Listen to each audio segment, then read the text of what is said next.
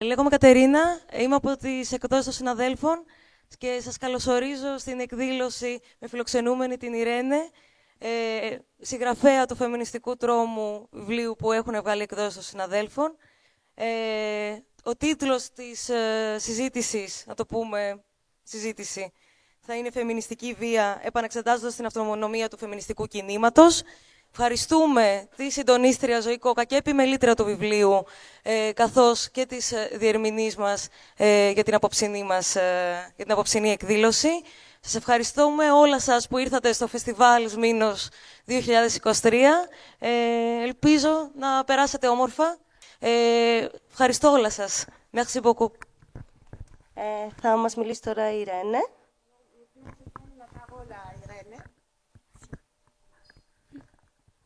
Alors, salut. Du coup, moi, c'est Irénée. Donc, déjà, merci beaucoup aux éditions des collègues de m'avoir invité. Merci à vous d'être venus. Du coup, moi, je suis espagnole, mais j'habite à Paris depuis quelques années, où je milite, où je travaille et où je suis étudiante. Καλησπέρα σας. Σας ευχαριστώ. Ευχαριστώ τις εκδόσεις των συναδέλφων που με κάλεσαν. Ευχαριστώ και εσάς που ήρθατε εδώ. Θα ήθελα να πω καταρχήν ότι εγώ είμαι Ισπανίδα, αλλά τα τελευταία χρόνια ζω στο Παρίσι, όπου αγωνίζομαι, εργάζομαι και είμαι φοιτήτρια.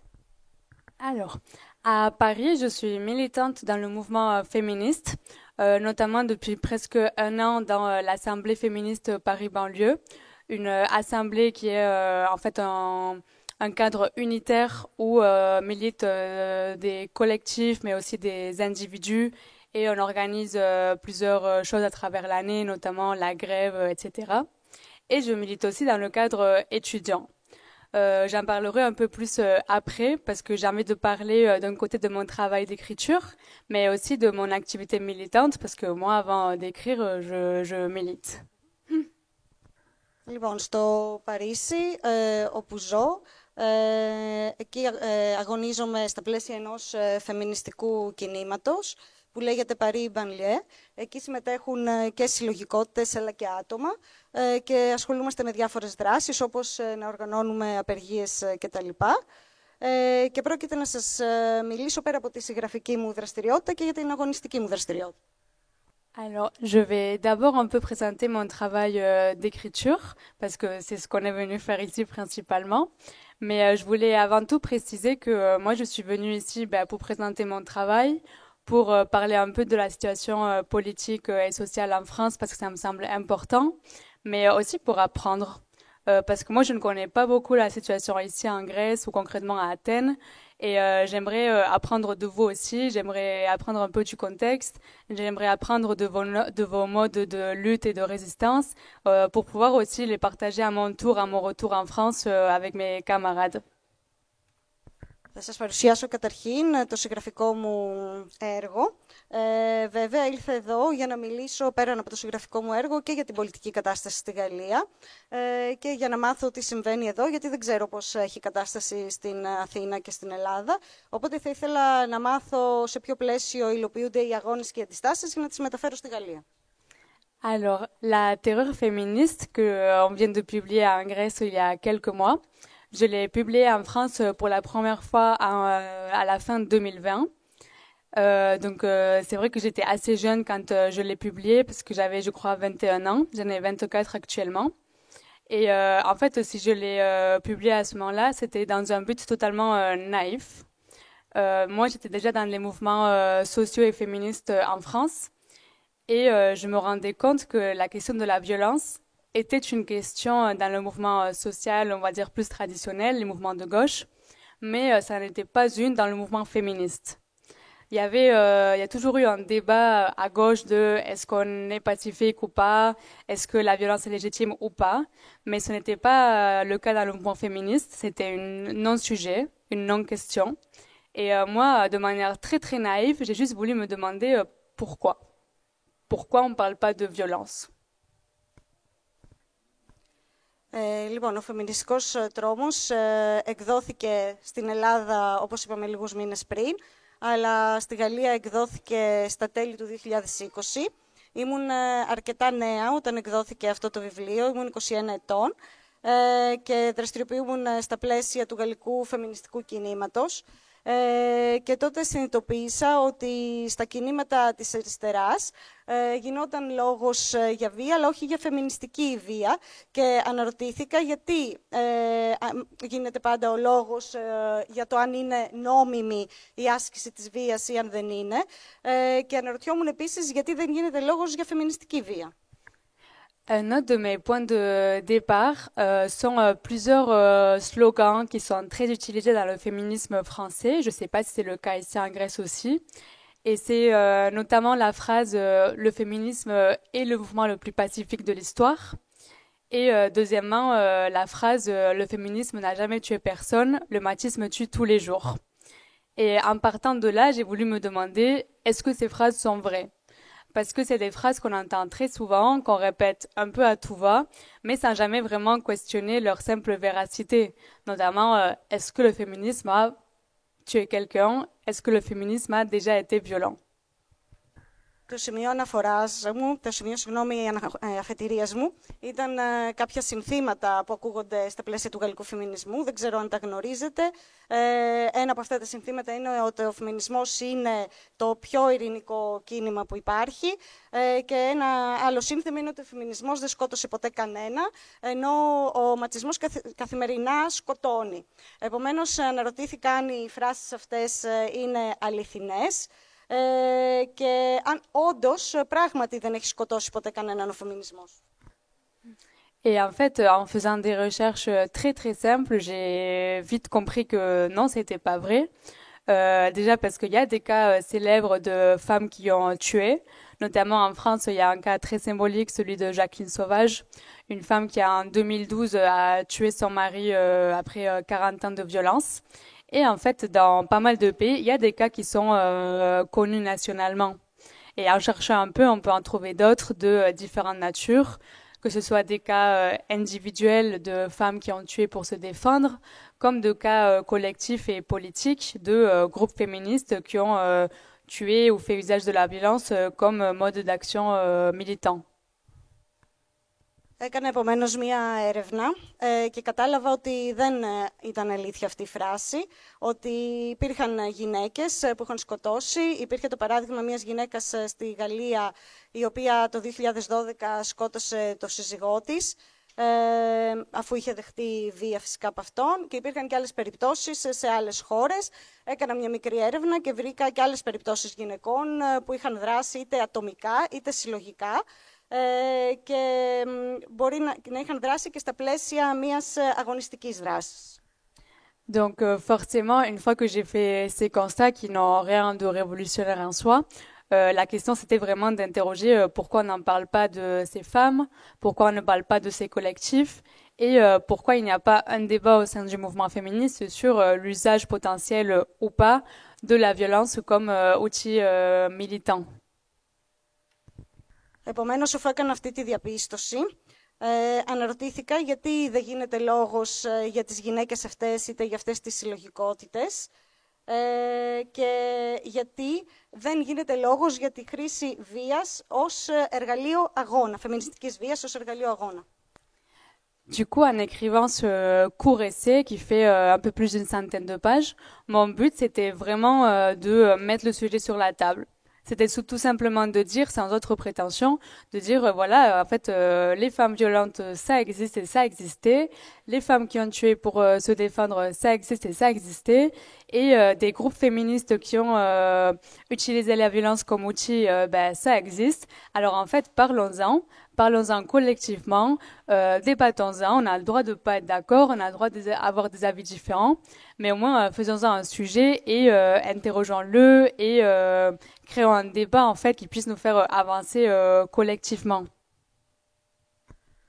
Γράφοντας λοιπόν αυτό το δοκίμιο, ουσιαστικά ήθελα να πω ότι στο παρελθόν, αλλά και σήμερα, υπάρχουν γυναίκες που έχουν σκοτώσει στα πλαίσια φεμινιστικής βίας, υπάρχουν και ομάδες γυναικών που έχουν χρησιμοποιήσει τη βία. Αυτό υπάρχει και υπήρξε και στο παρελθόν.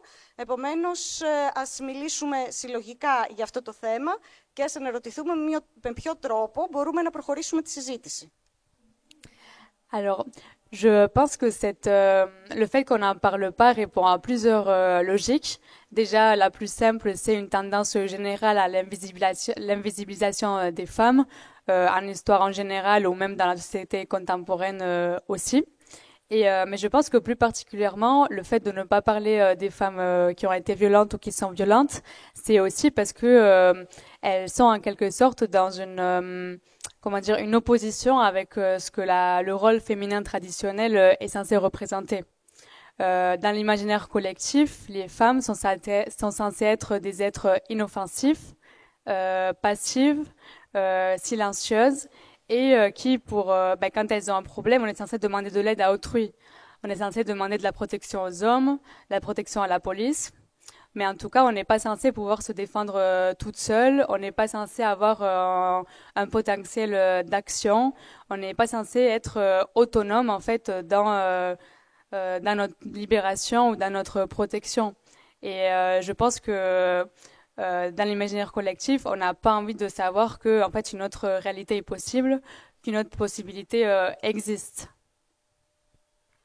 Λοιπόν, το γεγονός ότι δεν υπάρχει δημόσια συζήτηση για το θέμα αυτό, θεωρώ ότι οφείλεται στην αορατότητα των γυναικών, αλλά και επειδή παραδοσιακά υπάρχει στο μυαλό των ανθρώπων ένας παραδοσιακός ρόλος της γυναίκας. Στο συλλογικό φαντασιακό οι γυναίκες παρουσιάζονται ως παθητικές, σιωπηλές, ως άκακες. Οι γυναίκες δεν μπορούν να προστατεύσουν τον εαυτό τους, ζητούν συνήθως προστασία από τους άντρες ή από την αστυνομία και ποτέ δεν τις σκεφτόμαστε ως όντα που μπορούν να υπερασπίσουν τον εαυτό τους ή να δράσουν αυτόνομα για αυτοπροστασία. Και δεν θέλουμε μάλλον να γνωρίζουμε ότι υπάρχει και αυτή η άλλη δυνατότητα.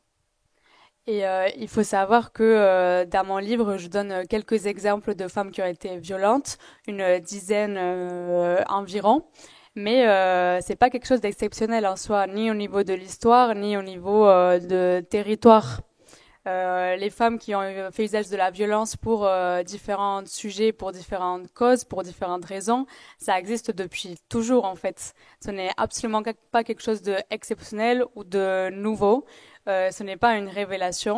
Le problème, c'est que y a une sorte d'amnésie collective qui malheureusement fait qu'on pense que ça n'existe pas et que c'est quelque chose d'impossible. Mais ce n'est absolument pas le cas. Στο βιβλίο μου δίνω κάποια παραδείγματα γυναικών που έχουν ασκήσει βία, φεμινιστική βία. Αναφέρομαι περίπου σε 10 παραδείγματα. Δεν έχει γίνει κάποια συγκεκριμένη επιλογή γεωγραφική ή άλλου είδους. Θέλω να πω ότι πάντοτε υπήρχαν τέτοιες γυναίκες. Δεν είναι κάτι έκτακτο, ούτε αποτελεί κάποια αποκάλυψη. Απλώς φαίνεται να έχουμε καταληφθεί από κάποια συλλογική αμνησία. Par exemple, même si là je sors du cadre du livre parce que j'en parle pas dedans, cette année à l'université, j'ai un peu travaillé sur les émeutières en France au XVIIIe siècle. Donc des femmes du peuple en France qui assez régulièrement provoquaient des émeutes contre la montée des prix du blé. Et en fait, c'est des émeutes qui sont considérées traditionnellement féminines parce que c'est souvent les femmes qui étaient l'élément déclencheur et qui étaient dans certaines zones les plus nombreuses à y participer. Et c'est quelque chose on a du mal à y penser parce qu'on pense aux émeutiers ou en général aux personnes qui font usage de la violence comme étant des hommes, alors que dans ce cas-là, par exemple, c'est des choses qui étaient très très très courantes, ce n'était absolument pas le cas. Donc là, je sors un peu du cadre du livre parce que c'est pas dans le sujet, mais juste pour donner un exemple. Θα αναφέρω ένα παράδειγμα που δεν είναι μέσα στο βιβλίο. Φέτος, παραδείγματος χάρη, έκανα μια έρευνα και δούλεψα για τους επαναστάτες πάνω στους επαναστάτες του 18ου αιώνα και επρόκειτο για λαϊκές γυναίκες οι οποίες είχαν προκαλέσει εξέγερση στο 18ο αιώνα, διαμαρτυρήθηκαν κατά της αύξησης της τιμής του γάλακτος και στο πλαίσιο αυτό οι γυναίκες ουσιαστικά ήταν τα στοιχεία που πυροδοτούσαν την εξέγερση. Είναι δύσκολο σήμερα να το φανταστούμε αυτό, γιατί πάρα πολύ συχνά όταν φέρνουμε στο νου μας επαναστάτες σκεφτόμαστε άντρες. Και επαναλαμβάνω ότι αυτό το αναφέρω ως παράδειγμα, γιατί δεν είναι στα πλαίσια του βιβλίου. Un peu plus tard, après avoir publié La terreur féministe, j'ai participé à un ouvrage collectif qui s'appelle Défaire la police. Donc un livre qui interroge, ou plutôt qui défend la nécessité de construire un monde sans police. Et dans cet ouvrage, j'ai écrit un article sur le féminisme anticarcéral. Pour moi, c'est un peu la suite de mon travail dans la terreur féministe, dans le sens où ça va justement dans le sens de défendre un féminisme plus autonome, qui interroge le fait de s'organiser sans demander de l'aide continuellement à l'État. Στη συνέχεια, αφού εξέδωσα το βιβλίο, συμμετείχα στην έκδοση ενός συλλογικού έργου που είχε τίτλο «Η ήττα της αστυνομίας», πώς θα κάνουμε την αστυνομία να νικηθεί. Και εκεί μίλησα για τον αντισοφρονιστικό φεμινισμό και για ένα είδος αυτόνομου φεμινισμού, ο οποίος θέλει να οργανωθεί και πώς μπορεί να οργανωθεί χωρίς τη βοήθεια του κράτους. Pour moi, le sujet de la police et de la prison avec une perspective féministe est l'un de ceux qui m'intéresse le plus et de ceux que je considère les plus importants. Tout simplement parce que, en l'occurrence, en France, je trouve que le mouvement féministe, traditionnellement, se centre beaucoup sur revendiquer des choses à l'État, au gouvernement et à la police. À demander plus de répression, plus de prison, plus de mesures préventives, plus de garde à vue, plus de je sais pas quoi, mais en tout cas plus de police et plus de peine. Alors que personnellement, je suis pas convaincue que la police soit avec nous, et c'est un euphémisme, et je suis pas sûre que ça soit vraiment très utile. Λοιπόν, ασχολήθηκα με το θέμα της αστυνομίας και των φυλακών από μια φεμινιστική σκοπιά. Αυτό το θεωρώ πάρα πολύ ενδιαφέρον ως θέμα, γιατί στη Γαλλία ο φεμινιστικός κόσμος συνήθως επικεντρώνεται στο να διεκδικεί πράγματα από το κράτος και από την αστυνομία, δηλαδή διεκδικούν περισσότερη καταστολή, περισσότερες φυλακές, προληπτικά μέτρα και άλλου είδους μέτρα, όμως εγώ δεν πιστεύω ότι η αστυνομία είναι χρήσιμη και ότι είναι μαζί μας. Par exemple, dans cet article, j'évoque le fait que dans mon pays, l'État espagnol, depuis 2008, il y a des milliers d'expulsions de domicile par an. Et en l'occurrence, c'est la police qui expulse la majorité de ces familles. Ou j'évoque aussi le fait que, par exemple, moi, en tant que Basque, parce que je viens d'un endroit qui s'appelle le Pays Basque en Espagne, et qui est traditionnellement très réprimé, en fait, la répression envers les habitants basques et notamment le nombre de viols qu'il y a eu de militantes basques dans les commissariats sont incalculables. Donc, en fait, c'est un peu compliqué pour moi qu'on me dise que c'est la police qui va me libérer, que c'est la police qui va m'aider et que c'est sur la police sur qui je dois compter. Λοιπόν, στο άρθρο αυτό αναφέρομαι στην Ισπανία, γιατί είμαι από την Ισπανία, είμαι από τη χώρα των Βάσκων. Αναφέρομαι λοιπόν ότι στην Ισπανία το 2008 υπήρχαν πάρα πολλές εξώσεις ανθρώπων από τα σπίτια τους, οι οποίες έγιναν από την αστυνομία. Στη χώρα των Βάσκων, από όπου κατάγομαι, υπάρχει πάρα πολύ μεγάλη καταστολή και είχαμε πάρα πολλές περιπτώσεις βιασμών γυναικών μέσα στα αστυνομικά τμήματα. Επομένως, εγώ δεν πιστεύω ότι η αστυνομία είναι αυτή που θα έλθει να μας βοηθήσει, να μας απελευθερώσει. Et puis, l'année dernière, toujours dans cette continuité de réflexion, j'ai publié un deuxième livre qui s'appelle Hilaria, récit intime pour un féminisme révolutionnaire. Dans ce livre, je parle de l'histoire de mon arrière-grand-mère, Hilaria, durant la guerre civile en Espagne.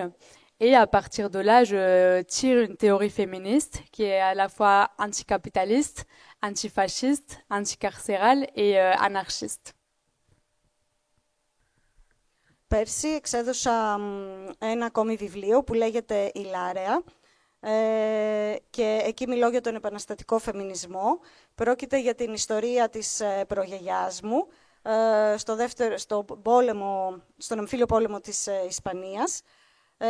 Και εκεί διαμορφώνω κάποιες θεωρίες σε σχέση με τον αντικαπιταλιστικό, τον αντιφασιστικό, τον αντισοφρονιστικό και αναρχικό φεμινισμό. Ce livre est donc à la fois plus intime, plus personnel, parce que je vais vraiment creuser une histoire de ma famille que je connaissais pas, dont je suis allée faire un peu l'enquête en fait. Et à la fois, il est plus politique, plus théorique, dans le sens où je vais un peu plus m'affirmer, je vais essayer de poser un peu plus les bases de mon féminisme en fait, et essayer de développer un argumentaire un peu plus solide que dans le premier ouvrage. Πρόκειται για ένα πιο προσωπικό βιβλίο, γιατί αναλύω εκεί την ιστορία της οικογένειάς μου και έκανα κάποια έρευνα για να προσπαθήσω να θέσω τις βάσεις και να παρουσιάσω μια θεωρία του φεμινισμού. En tout cas, pour moi, il est vraiment essentiel que le féminisme se pose des questions de manière large, intersectionnelle si on veut, et qui ne reste pas juste sur une lutte de libération des femmes contre le patriarcat. En fait, je pense qu'il ne peut pas y avoir de libération si elle n'est pas aussi antiraciste, si elle n'est pas aussi antifasciste, si elle n'est pas aussi contre le capital et un grand etc. Je pense qu'ici, si on libère pas tout le monde, personne va s'en sortir. Donc, je pense que c'est important d'affirmer les choses telles quelles et de laisser personne de côté. Το ουσιαστικό για μένα είναι ο φεμινισμός να θέσει ευρύτερα ερωτήματα και να μην μείνει μόνο στο ζήτημα της απελευθέρωσης των γυναικών από την πατριαρχία, αλλά πρέπει να μιλήσει κατά του φασισμού, κατά του ρατσισμού και κατά του καπιταλισμού. Θεωρώ ότι όλοι πρέπει να απελευθερωθούν και κανείς δεν πρέπει να μείνει πίσω. Alors, depuis que j'ai fait ces publications, beaucoup de choses se sont passées en France notamment, mais en Espagne aussi. Entre autres, peut-être que vous avez entendu parler de la bataille contre la réforme des retraites qui nous a pris beaucoup de temps cette année, parce que le gouvernement de Macron fait des attaques de lois antisociales en continu. Notamment la réforme des retraites, mais il y a aussi eu la réforme du chômage, la réforme du RSA et autres, des choses qui rendent notre vie de plus en plus difficile. Et donc, à partir de janvier de cette année, il y a eu une grève et une mobilisation historique qui a touché des milliers et des milliers de personnes en France. Ça a été la grève la plus massive depuis des années. Ça a été vraiment quelque chose d'incroyable. Et moi, dans mon cas, j'ai vécu ça d'une perspective du mouvement féministe parisien, mais aussi d'une perspective du mouvement étudiant. Πολλά πράγματα έχουν συμβεί από τότε που εξέδωσα το βιβλίο στην Ισπανία, αλλά και στη Γαλλία. Στη Γαλλία είχαμε ένα κίνημα που αφορούσε το συνταξιδοτικό, υπεράσπιση του συνταξιδοτικού, επειδή η κυβέρνηση Μακρόν εξαπέλυσε μια συνεχή επίθεση και προέβησε μεταρρυθμίσεις σε ό,τι αφορά το συνταξιδοτικό αλλά και το καθεστώς ανεργίας. Από τον Ιανουάριο στη Γαλλία είχαμε μια ιστορική απεργία με συμμετοχή χιλιάδων εργαζομένων. Ήταν η πιο μαζική απεργία των τελευταίων χρόνων και εγώ βίωσα αυτή την απεργία από μια φεμινιστική οπτική αλλά και από μια οπτική φοιτητικού αγώνα. En tant que féministe, pour nous, il était essentiel de prendre un rôle important dans cette mobilisation, tout simplement parce que la réforme des retraites nous touche particulièrement, parce que on a en général des carrières hachées. En fait, cette réforme, elle va nous toucher d'autant plus. On va finir encore plus mal qu'on le serait déjà avec le système de retraite actuel. Et en tant qu'étudiants et étudiantes, ça nous concerne également déjà parce que c'est notre avenir en tant que futurs travailleurs ou, bon, dans mon cas, je travaille déjà, mais voilà. Et parce que on a des possibilités de mobilisation que tout le monde n'a pas. Λοιπόν, ήταν ουσιαστικό να συμμετάσχουμε σε αυτό το κίνημα και ως φεμινίστριες, γιατί ως γυναίκες έχουμε σταδιοδρομίες οι οποίες πολλές φορές δεν είναι ολοκληρωμένες, επομένως αυτό θα έχει αντίκτυπο στη μελλοντική σύνταξη και ως φοιτητές μας αφορούσε να συμμετάσχουμε στο κίνημα ως μελλοντικοί εργαζόμενοι. Donc, notamment, par exemple, avec le mouvement féministe, on a organisé des énormes cortèges au sein des manifs qui étaient franchement assez impressionnants. On a beaucoup créé voilà, d'assemblées, d'événements, etc. Dans ce sens-là, pour ce sujet-là. Et pareil pour le mouvement étudiant. Moi, dans mon cas, il y avait des assemblées tout le temps. Il y avait des grèves et des journées banalisées tout le temps aussi. On s'est aussi approprié plusieurs espaces dans l'université, où c'était des espaces d'expression, de rencontres, etc. On a fait des cours alternatifs. Par exemple, moi j'avais organisé un cours sur le féminisme anarchiste. Enfin, et on a fait pas mal de choses dans ce sens-là. Et donc vraiment pendant plusieurs mois, la mobilisation était au centre de nos vies en fait. Οργανώσαμε πορείες, συνελεύσεις στα πλαίσια του φεμινιστικού κινήματος, αλλά και στα πλαίσια του φοιτητικού κινήματος.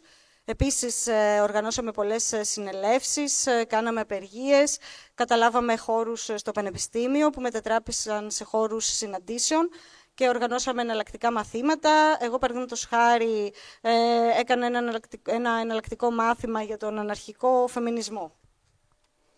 Et il faut savoir que cette réforme, en tout cas moi comme je l'ai vécu, cette bataille contre la réforme, moi comme je l'ai vécu, c'est en plusieurs parties. La première où on suivait un peu le calendrier de l'intersyndicale avec les dates qu'il proposait pour les manifestations et pour les journées de grève. Et puis une autre à partir du vote du 49.3 par le gouvernement. Donc le 49.3, c'est un point de la Constitution qui permet au gouvernement de faire passer une loi sans le vote à l'Assemblée nationale. C'est un point de l'Assemblée de la Constitution française qui est très très controversé pour son caractère antidémocratique. Et en fait, le jour où il y avait le vote, nous avec les étudiants, on a fait une manifestation sauvage jusqu'à l'Assemblée. Et il y a eu un rassemblement devant l'Assemblée quand le 49.3 est passé. Et à partir de là, il y a eu, je pense, 2-3 semaines d'émeutes à Paris. Donc pendant 2-3 semaines, tous les soirs, il y avait des émeutes et des feux partout dans toute la ville. C'était assez impressionnant, honnêtement. Et du coup, ça donnait une autre dynamique au mouvement qui est passé de faire des grèves toutes les 2 semaines, 2-3 semaines, à avoir une mobilisation spontanée tous les soirs. Et c'était assez marrant parce qu'en général, le soir, il y avait les jeunes qui sortaient foutre le feu. Et le matin, il y avait les darons qui faisaient les piquets de grève à 5 heures du matin.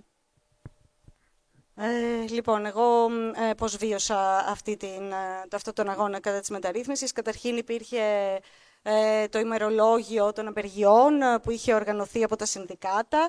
Υπήρχαν συγκεκριμένες ημερομηνίες όπου γινόντουσαν οι διαδηλώσεις και στη συνέχεια υπήρχε και το θέμα του άρθρου 49.3. Πρόκειται για ένα άρθρο το οποίο ουσιαστικά στο Σύνταγμα, το οποίο επιτρέπει να περάσει μια νομοθεσία από το Κοινοβούλιο, χωρίς να υπάρξει ψηφοφορία στο Κοινοβούλιο. Πρόκειται για ένα πολύ επίμαχο άρθρο και την ημέρα όπου περνούσε το άρθρο αυτό, το 49.3, οργανώσαμε μία μη νόμιμη ουσιαστικά, μια διαδήλωση χωρίς άδεια μπροστά από το Κοινοβούλιο και στη συνέχεια είχαμε 2-3 εβδομάδες συνεχών ταραχών, καθημερινών ταραχών στο Παρίσι. Κάθε μέρα το βράδυ υπήρχαν ταραχές και φωτιές και λέει ότι ήταν πολύ εντυπωσιακό. Αυτό έδωσε μια καινούργια δυναμική στο κίνημα, γιατί επρόκειτο ουσιαστικά για αυθόρμητες κινητοποίησεις και βλέπαμε το βράδυ τους νεαρούς που έβγαιναν και έβαζαν φωτιές, ενώ το πρωί είχαμε τις πικετοφορίες. Un autre événement assez important cette année dans le mouvement social en France, ça a été tout ce qui s'est passé autour des soulèvements de la terre. et notamment la manifestation de Sainte-Soline contre les méga-bassines, donc pour tout ce qui concerne l'appropriation de l'eau, etc. C'est une mobilisation qui a été très importante, notamment parce qu'elle a été réprimée d'une manière brutale, avec une violence franchement à laquelle on ne devrait pas s'habituer, mais que malheureusement on commence à banaliser tellement elle devient voilà. Je ne sais pas si vous en avez vu les images ou si vous en avez entendu parler, mais en tout cas pour moi il était important de au moins l'évoquer. Επίσης, κάποια άλλα γεγονότα πολύ σημαντικά ήταν όσα συνέβησαν με την υφαρπαγή της γης στο Σαν Σολέν. Πρόκειται για μια μεγάλη λεκάνη απορροής. Εκεί υπήρξε πολύ μεγάλη καταστολή και δεν ξέρω αν είδατε αυτές τις βίαιες εικόνες καταστολής. Et enfin, je pourrais pas finir ce petit résumé de la vie politique en France sans parler de ce qui s'est passé il y a quelques mois, quand la police à Nanterre a tué un enfant de 17 ans au nom de Naël. Donc la police en France tue assez souvent des jeunes, la plupart du temps racisés. Et donc Naël, qui était juste un enfant, il a été tué à bout portant. Ce qui a provoqué en fait une mobilisation aussi générale et notamment des soulèvements au sein des quartiers populaires très très importants. Και δεν μπορώ να μην αναφέρω, μιλώντας για την πολιτική ζωή της Γαλλίας, ένα περιστατικό που συνέβη ήταν η δολοφονία του 17χρονου Ναέλ, ο οποίος δολοφονήθηκε από την αστυνομία στην Ναντέρ. Η αστυνομία συχνά δολοφονεί στη Γαλλία. Στην περίπτωση αυτή ο Ναέλ πυροβολήθηκε σχεδόν εξ επαφής από τους αστυνομικούς και αυτό προκάλεσε ένα γενικό ξεσηκωμό, μια γενικευμένη κινητοποίηση στις λαϊκές συνοικίες. Voilà, j'ai pas mal parlé du contexte politique et social en France, tout simplement parce que moi, avant d'être autrice, je suis militante. Mon travail d'écriture ne peut pas se séparer de l'activité que je fais là-bas en collectif à Paris. L'un n'existe pas sans l'autre. Et puis surtout parce qu'en fait, en France, comme dans la plupart des pays européens actuellement, il y a une montée fulgurante de tout ce qui est politique autoritaire. Il y a une montée fulgurante du pouvoir de la police. Il y a une banalisation et une montée de l'extrême droite. Et en fait, je pense que c'est important que je vienne ici, donc j'en parle, pour informer, pour qu'on puisse avoir des discussions au niveau international, parce que je pense que là, on en a vraiment, vraiment besoin. Le gouvernement en France, là, il est complètement déchaîné. Et notamment dans tout ce qui concerne les politiques racistes, les politiques islamophobes, qui est vraiment l'obsession du gouvernement français depuis quelques temps. Je pense que là, comme je vous ai dit, les 6 premiers mois de 2023 ont été très mouvementés en France, mais que ça va l'être encore plus, notamment avec l'avènement des Jeux Olympiques l'année prochaine. Λοιπόν, αναφέρθηκα στο πολιτικό και κοινωνικό πλαίσιο στη Γαλλία, γιατί θεωρώ ότι δεν διαχωρίζεται η αγωνιστική μου δράση από τη συγγραφική μου δραστηριότητα. Δυστυχώς στη Γαλλία βλέπουμε ότι υπάρχει μία άνοδος του αυταρχισμού. Ουσιαστικά η ακροδεξιά έχει γίνει κάτι το ιδιαίτερα... Πώς είναι το μπαναλιζέ, πώς το λέμε, έχει γίνει κάτι κοινότοπο. Και θεωρώ ότι είναι πάρα πολύ σημαντικό να έρθω εδώ, να μιλήσουμε για αυτά, να σας ενημερώσω για το τι συμβαίνει και να κάνουμε μια συζήτηση σε διεθνές πλαίσιο. Στην Γαλλία δυστυχώς βλέπουμε ότι υπάρχει ένα μεγάλο ρατσιστικό και ισλαμοφοβικό ξέσπασμα. Το πρώτο εξάμηνο του 2003 ουσιαστικά ήταν πάρα πολύ έντονα τα πράγματα και πιστεύω ότι και του χρόνου με τη διοργάνωση των Ολυμπιακών Αγώνων θα συνεχίσουν να είναι. Donc vis-à-vis de tout ça, pour moi la question est de savoir comment en tant que féministe on peut proposer des analyses, des perspectives et aussi des stratégies féministes pour lutter contre tout ça. Comme je vous disais tout à l'heure, en France, il existe une tendance quand même assez importante de féminisme qui se limite à revendiquer des choses à l'État, certes parfois en critiquant le gouvernement actuel, même souvent, mais pas forcément en le remettant en question de la racine. Et alors que pour moi, la question, elle est un peu plus profonde que juste critiquer un gouvernement. Là, en l'occurrence, on a vu qu'il y a une police qui tape sur les syndicats, sur les pauvres, sur les personnes racisées, sur les écolos, sur les LGBT, sur tout le monde en fait. Donc peut-être qu'il faut arrêter de penser dans ce sens-là et d'essayer d'aller vers une autonomie et d'autres manières de faire. Επομένως, το ζήτημα για μένα είναι πώς μπορούμε να διατυπώσουμε κάποιες προτάσεις, αναλύσεις και προοπτικές αγώνα. Όπως ανέφερα και πριν, στη Γαλλία υπάρχει μια φεμινιστική τάση, η οποία διεκδικεί πράγματα από το κράτος, ασκώντας βέβαια κριτική, χωρίς όμως να προβαίνει σε ουσιαστική αμφισβήτηση. Και βλέπουμε επίσης ότι η αστυνομία στρέφεται με πολύ μεγάλη καταστολή κατά των συνδικάτων, κατά των οικολόγων, κατά των ΛΟΑΤΚΙ. Επομένως, θεωρώ ότι πρέπει να βρούμε τρόπους να δράσουμε με μεγαλύτερη αυτονομία και με διαφορετικούς τρόπους.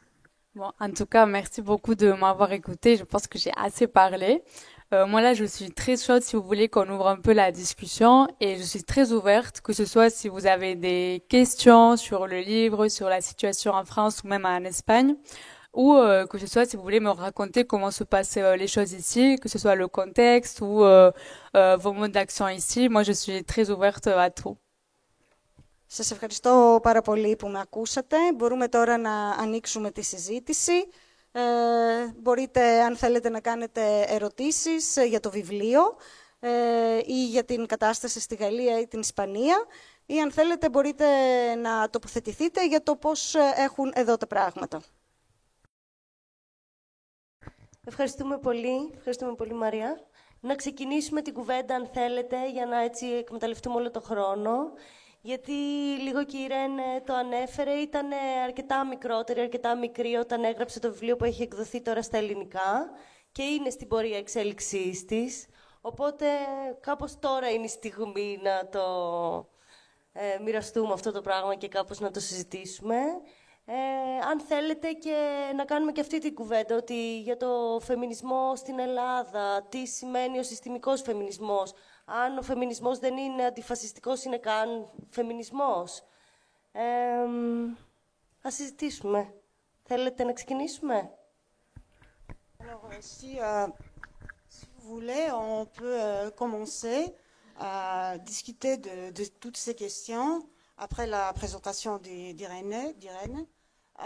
Vous pouvez poser vos questions. Et comme Irène l'a dit, elle était assez jeune quand elle a écrit ce livre, La terreur féministe. Donc, elle se trouve maintenant elle-même en cours d'évolution, elle évolue. Donc, elle voulait partager, que vous partagez aussi vos opinions, qu'on discute sur cela. Elle voulait aussi qu'on mène un débat sur le féminisme en Grèce. Et si le féminisme, s'il n'est pas antifasciste, a-t-il raison d'exister? Ερωτήσεις? Νομίζω ότι έχουμε μόνο ένα μικρόφωνο.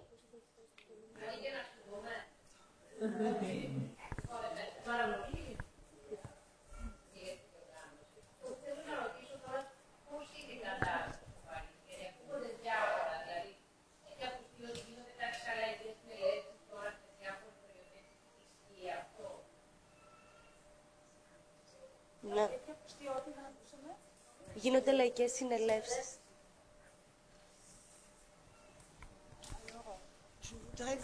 Je voudrais te remercier pour ta présentation. Et je voudrais aussi remercier tous. Je voudrais remercier aussi tous pour l'organisation de cet événement. je voudrais te demander sur la situation actuelle à Paris. On a entendu parler de l'organisation d'assemblées populaires sur cette question. S'il y a des... pour...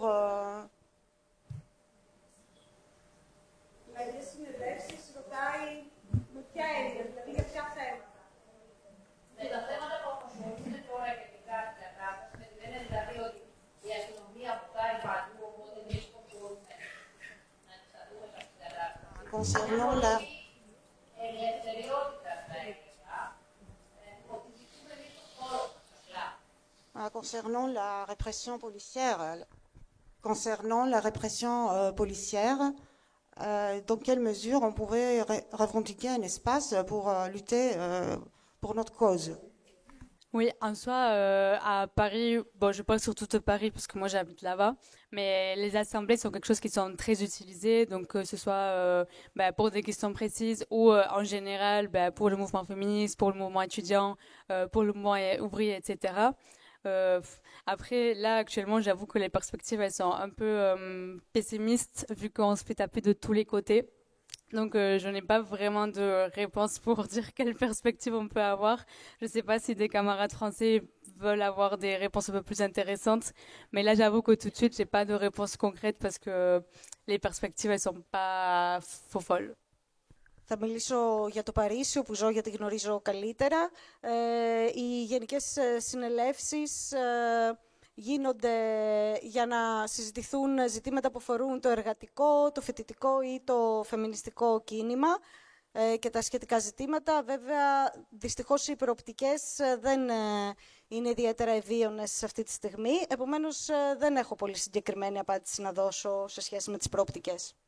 En tout cas, par exemple, à Paris, on a une coordination anti-répression. Donc, en général, si on a des problèmes, par exemple, si on se fait arrêter après une manifestation, on peut avoir accès à des avocats du mouvement. Donc, des avocats qui sont payés à travers une caisse solidaire. Donc, c'est pas à nous de payer. Et ce qui est intéressant, c'est que du coup, c'est une défense aussi collective et politique. Στο Παρίσι, παραδείγματος χάρη, έχουμε ένα συντονιστικό κατά της καταστολής. Αν δηλαδή υπάρχουν συλληφθέντες σε κάποια διαδήλωση, μπορούν να έχουν πρόσβαση σε δικηγόρους οι οποίοι πληρώνονται από το κίνημα και να αναλάβουν την πολιτική τους υπεράσπιση. Θέλεις να έρθεις πιο κοντά ή ακούγεσαι? Τέλεια. Θέλω να κάνω μια ερώτηση σχετικά με τα πολλά που κάνανε για τις γυναικοκτονίες. Αν θέλω να μου μιλήσει λίγο για την ομάδα και Une question sur les féminicides. Si tu peux pour le collage que tu as fait sur les féminicides. C'est quoi? Ah, que je parle? Oui. Oui, alors en 2019, j'ai participé à un mouvement qui s'appelle Collage contre les féminicides. Donc en fait, ce qu'on faisait, c'est qu'on allait dans la rue le soir en général. On écrivait sur une feuille une lettre en peinture. Donc à la fin, ça faisait un message assez grand. Au début, on écrivait surtout pour dénoncer les féminicides, mais assez vite, on a commencé à coller pour d'autres choses. Et en fait, c'est un mouvement qui était assez intéressant dans la mesure où déjà, on a commencé en août 2019 et en l'espace de quelques jours, on était dans toute la France et on était en fait, je pense plusieurs milliers. Et ensuite, parce que c'était une porte d'entrée dans le féminisme pour pas mal de gens. Il y a beaucoup de gens qui se sont mis à coller, qui n'avaient jamais participé à une seule organisation féministe, une seule action de leur vie. Donc déjà, c'était assez intéressant pour ça. Et ensuite, parce que c'était pas juste qu'on collait et qu'on dénonçait des choses, c'était des femmes et des personnes trans aussi qui s'appropriaient de l'espace, qui s'appropriaient de la nuit, qui faisaient quelque chose qui n'était pas autorisé, qui était illégal. Et pourtant, on y allait en groupe, on collait. Et en fait, c'était intéressant comme mouvement. Το 2019 συμμετείχα σε ένα κίνημα το οποίο ονομαζόταν «Κολάζ κατά των γυναικοκτονιών».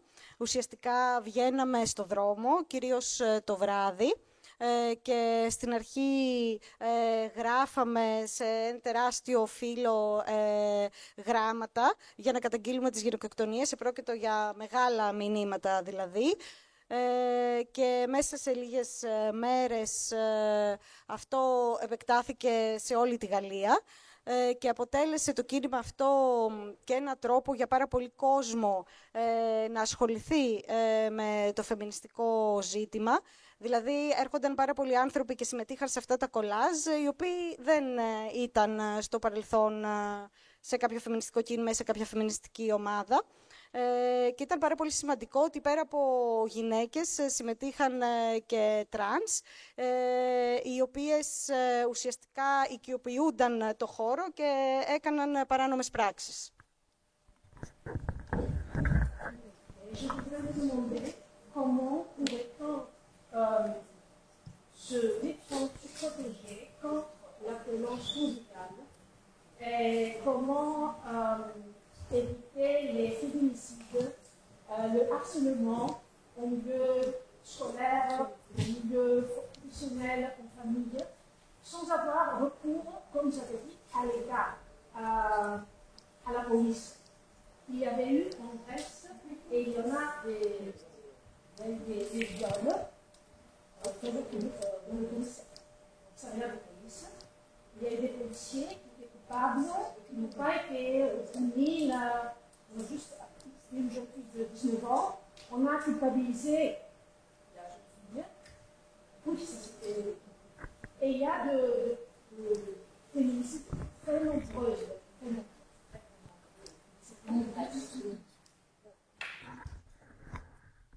Αυτό που θα ήθελα να ρωτήσω είναι πώς μπορούμε να προστατευτούμε από την ενδοοικογενειακή βία, από την παρενόχληση μέσα στην οικογένεια, μέσα στο σχολείο, χωρίς να προσφύγουμε στο κράτος ή στην αστυνομία. Υπήρξε στην Ελλάδα και περιστατικό βιασμού μέσα στο αστυνομικό τμήμα. Οι αστυνομικοί κρίθηκαν ένοχοι για το βιασμό ενός κοριτσιού 19 χρονών. Φυσικά προσπάθησαν στη συνέχεια να θυματοποιήσουν το κορίτσι. Και έχουμε και πάρα πολλές περιπτώσεις γυναικοκτονιών στην Ελλάδα. Alors déjà, c'est horrible cette histoire, mais bon, je suis même pas surprise parce que on n'est plus étonné à ce stade-là. Je pense que la question de comment on se protège des violences misogynes en général sans avoir recours à la police, en fait, ça n'est pas tellement une. Je pense que tu réponds dans la question. Parce que, en fait, quand on fait appel à la police, soit on en finit pire, soit tout simplement, il n'y a pas de résultat dans la grande majorité des cas. En France ou en Espagne, par exemple, c'est dérisoire le nombre de plaintes qui sont prises en compte quand on y va. C'est souvent, il n'y a pas de suite, ou alors il n'y a pas de condamnation. Le nombre de agresseurs, de violeurs, etc., qui finissent en prison, en fait, est complètement minime. Donc, la question n'en est pas une, puisque la police, de fait, factuellement, ne nous aide pas, ne nous protège pas. Donc, pour moi, c'est pas tellement une question. Je pense qu'il n'y a pas une recette miracle, malheureusement, pour nous défendre, mais je pense que peut-être le fait de s'auto-organiser un peu plus, de nous dire collectivement qu'on peut faire les choses autrement et qu'on a la légitimité de faire les choses autrement. Et après, de manière plus indirecte, en interrogeant toutes les structures qui protègent ce système. Par exemple, pour donner un exemple, quand je parlais tout à l'heure de la question féministe à l'intérieur de la bataille contre les retraites, en fait, pour moi, c'est aussi une question de violence, de se protéger contre la violence. Parce que pourquoi beaucoup de femmes restent avec un mari violent? Alors oui, il y a des questions de violence psychologique, mais il y a aussi des questions économiques. C'est une femme, à la fin de sa vie, elle est beaucoup plus pauvre que son mari, elle peut pas partir, par exemple. Donc c'est aussi ce genre de questions que je pense qui sont intéressantes. Après, j'ai pas de recette miracle, sinon ça se saurait, je pense. Είναι τρομερό αυτό το περιστατικό, φυσικά δεν εκπλήσωμαι.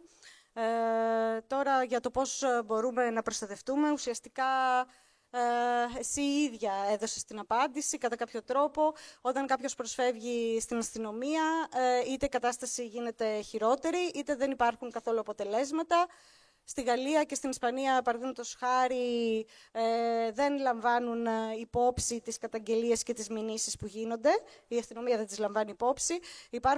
Υπάρχει πάρα πολύ μικρός αριθμός ατόμων που καταδικάζονται. Δεν έχω μία θαυματουργή συνταγή να προτείνω. Αυτό που προτείνω είναι ότι πρέπει να υπάρχει συλλογική οργάνωση και ότι μπορούμε να νομιμοποιούμαστε να δράσουμε διαφορετικά, αμφισβητώντας τις δομές του συστήματος.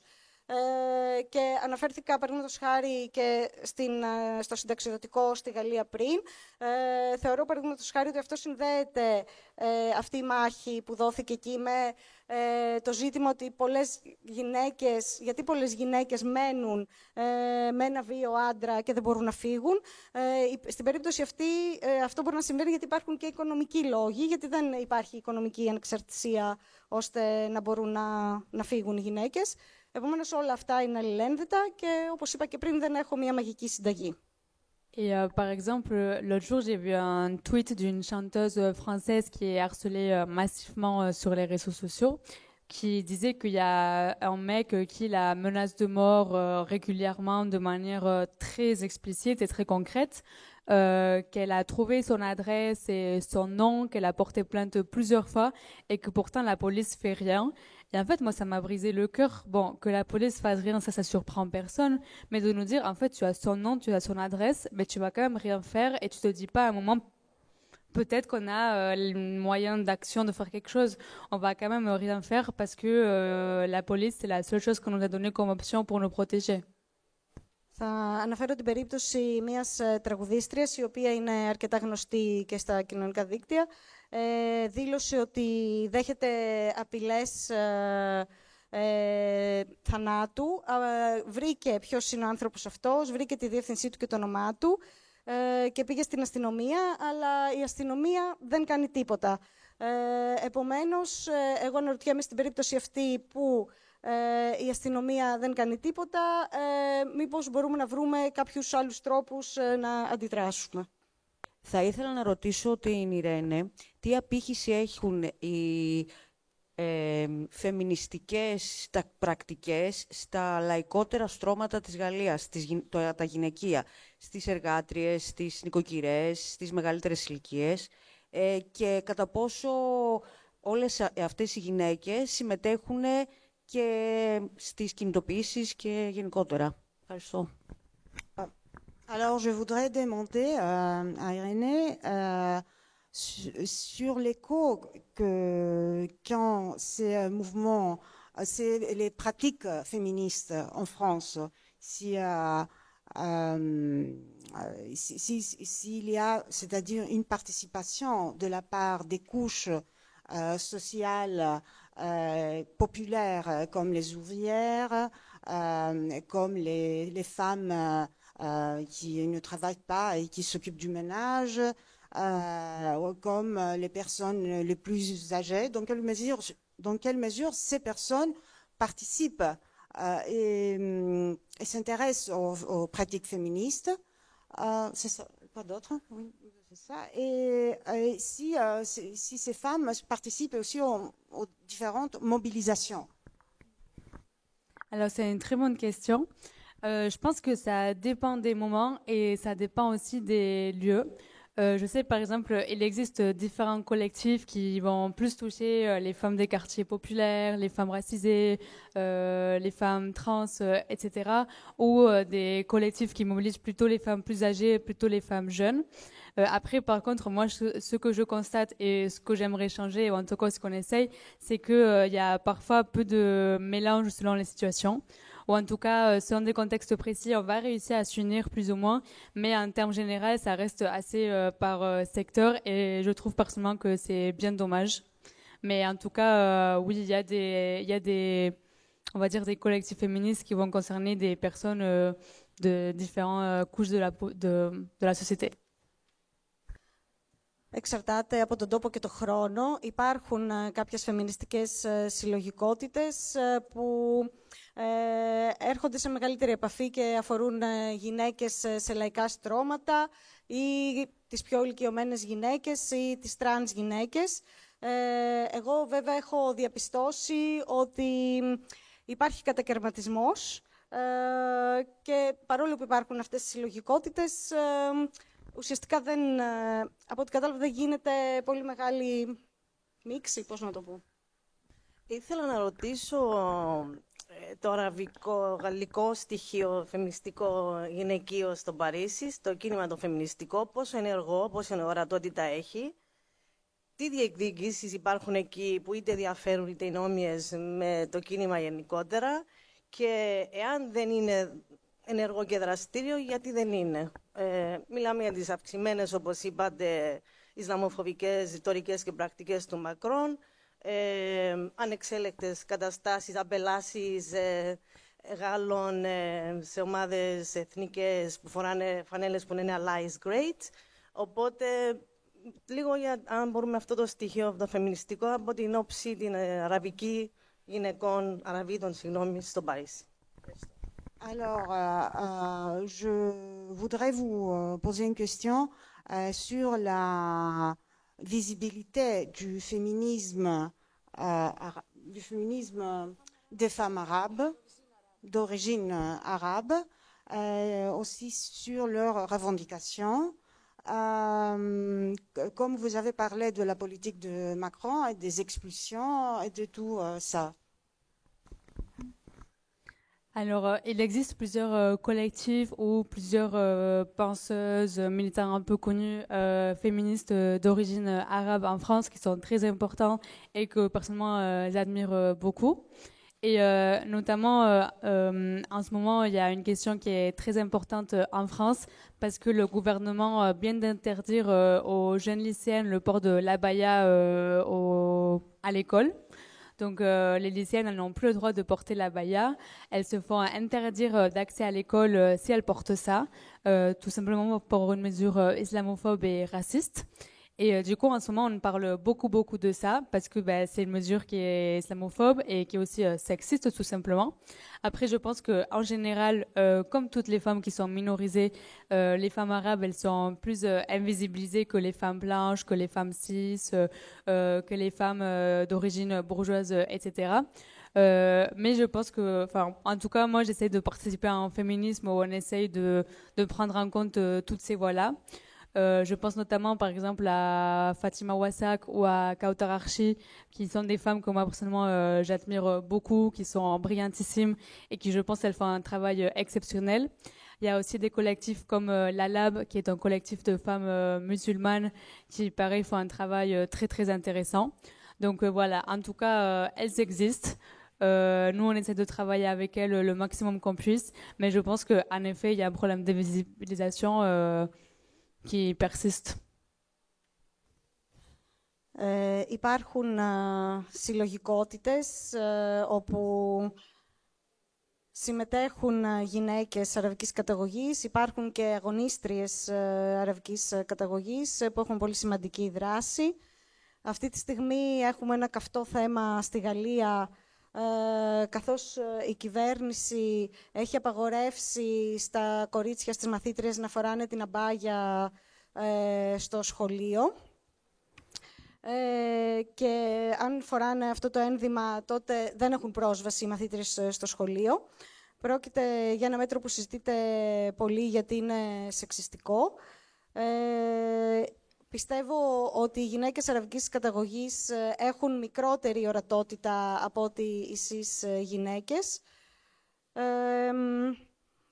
Βέβαια υπάρχουν, όπως είπα, συλλογικότητες όπου συμμετέχουν γυναίκες αραβικής καταγωγής, όπως η Λαλάμπ, και υπάρχουν και αγωνίστριες όπως η Φατιμά Ουασάκ και η Ταουτάρ Αρσί. Παρ' όλα αυτά, εξακολουθεί να υπάρχει ζήτημα ορατότητας αυτών των μειονοτικών ομάδων. Ήθελα να πω ότι τις τελευταίες εβδομάδες παρατηρείται στην Αθήνα μία σειρά εκενώσεων διάφορων κατριγμένων χώρων. Έχουν υπάρξει αντίστοιχες ενέργειες στο παρελθόν και στην Αθήνα και σε άλλες πόλεις της Ελλάδας.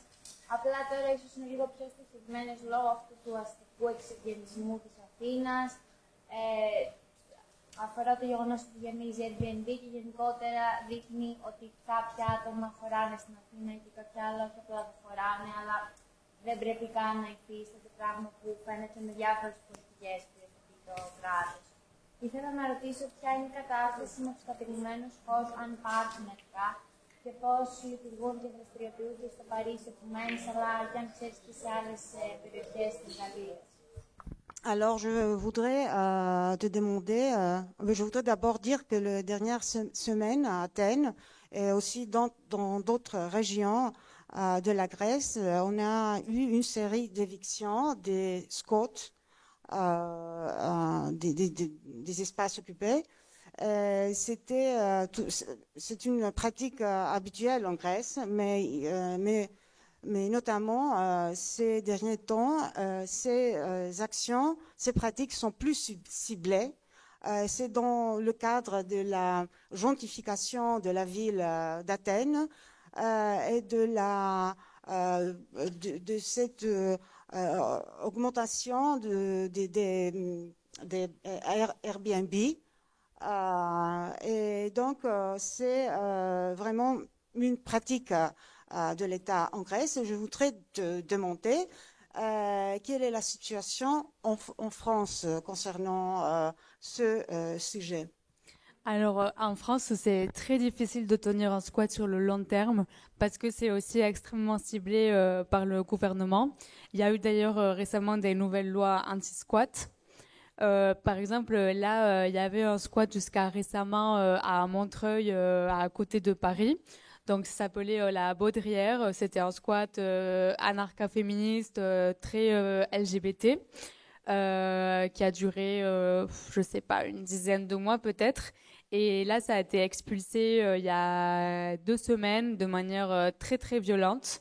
Je pense que ça a été particulièrement violent aussi parce que ça allait accueillir le convoi de l'eau organisé notamment par des gens proches des soulèvements de la terre. Mais en tout cas, ça a été une expulsion très violente, alors que c'était aussi un squat très soutenu, où il se passait plein de choses.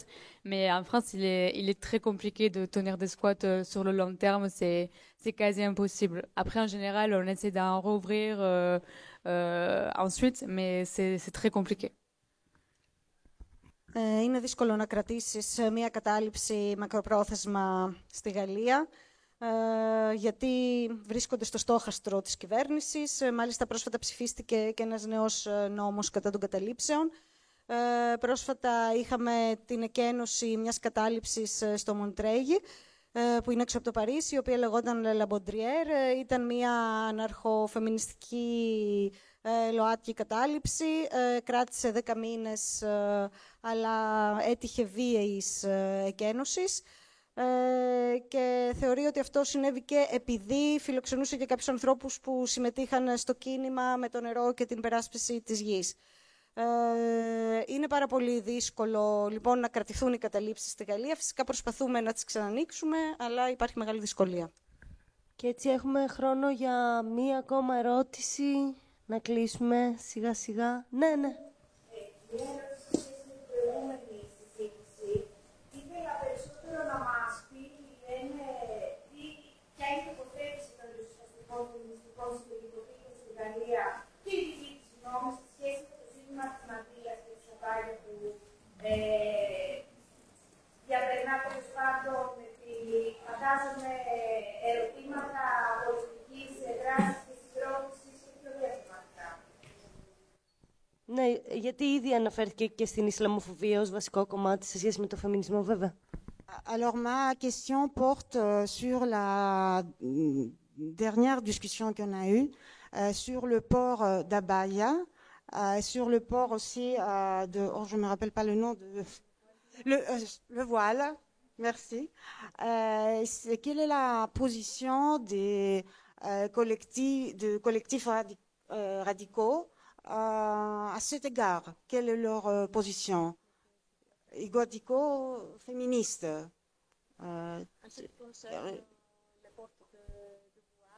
Le port du Abaya. Quelle est la position, leur position? Alors, traditionnellement, le voile, c'est un débat dans le mouvement féministe, voilà, comme ça peut être le sujet du travail du sexe ou le sujet des personnes trans. Donc, il existe des féministes qui sont contre le voile. Après, je pense qu'elles sont de plus en plus minoritaires, ou en tout cas, elles sont pas dans les milieux féministes que moi je fréquente, et je pense qu'il commence à avoir quand même une différence de génération. En fait, c'est souvent des questions générationnelles aussi. En tout cas, oui, il existe des féministes qui sont contre le voile, mais j'ai l'impression qu'elles sont en plus de plus minoritaires. Après, par rapport à l'abaya, moi, j'ai pas vraiment vu de féministes qui se sont positionnées dans ce sens-là. Peut-être qu'elles existent, mais en tout cas, moi, ce que j'ai vu, c'est une réponse critiquant la décision gouvernementale et allant vraiment dans le sens de défendre les jeunes filles tout simplement pour leur port de vêtements. Après, il faut aussi savoir que, par exemple, l'année dernière, le cheval de bataille du gouvernement, c'était le crop top. Donc, c'était les jeunes filles qui s'habillaient trop court. Maintenant, celles qui s'habillent trop long. Donc, je pense qu'on a compris que le gouvernement s'attaque aux femmes en général, aux femmes musulmanes et racisées en particulier, mais qu'on peut pas se diviser parce qu'en fait, on va toutes en subir au final.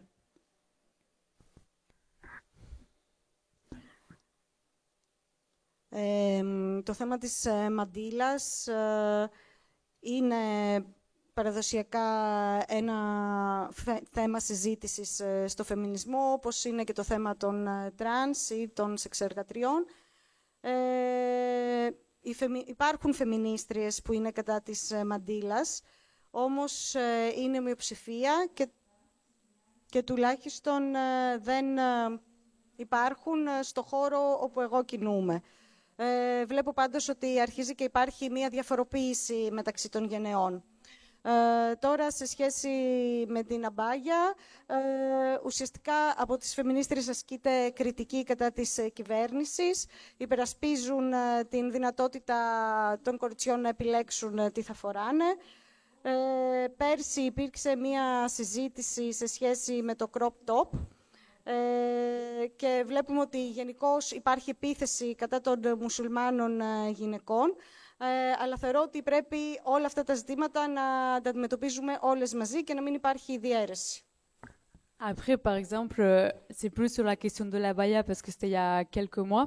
Mais par exemple, au moment de la mort de Naël et des révoltes qui ont suivi, il y a quand même quelques féministes. Alors, c'est des féministes avec lesquelles moi je suis d'accord sur rien, mais quand même, qui ont critiqué les révoltes des quartiers populaires en disant c'est juste des hommes violents. Alors qu'en fait, c'est des hommes racisés, des hommes pauvres qui se révoltent parce qu'ils sont tués et violentés par la police tous les jours. Mais il y a quand même des féministes qui ont résumé ça par la violence des hommes. Donc oui, les féministes racistes, les féministes islamophobes, etc., ça existe.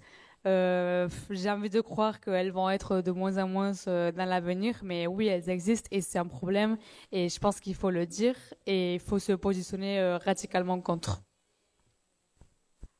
Την στιγμή της δολοφονίας του Ναέλ, όταν ξέσπασαν οι εξεγέρσεις, υπήρχαν κάποιες φεμινίστριες οι οποίες άσκησαν κριτική στις εξεγέρσεις που γίνονταν στις γειτονιές και στα μπανιέ.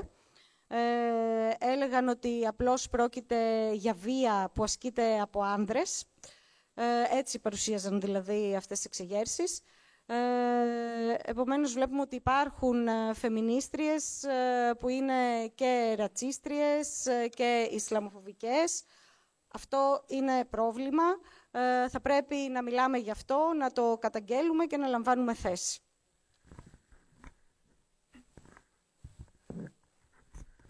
Ωραία. Ας κλείσουμε σιγά σιγά για να γίνει και η επόμενη εκδήλωση. Ευχαριστούμε πάρα πολύ τις εκδόσεις των συναδέλφων που μας φέραν εδώ, εσάς που ήρθατε, τις διερμηνείς που κάνανε έτσι τόσο μεγάλη προσπάθεια να γίνει αυτό δυνατό να μιλήσουμε ανάμεσα σε αυτές τις γλώσσες και την Ιρένε βασικά που ήρθε και είμαστε εδώ. Ευχαριστούμε.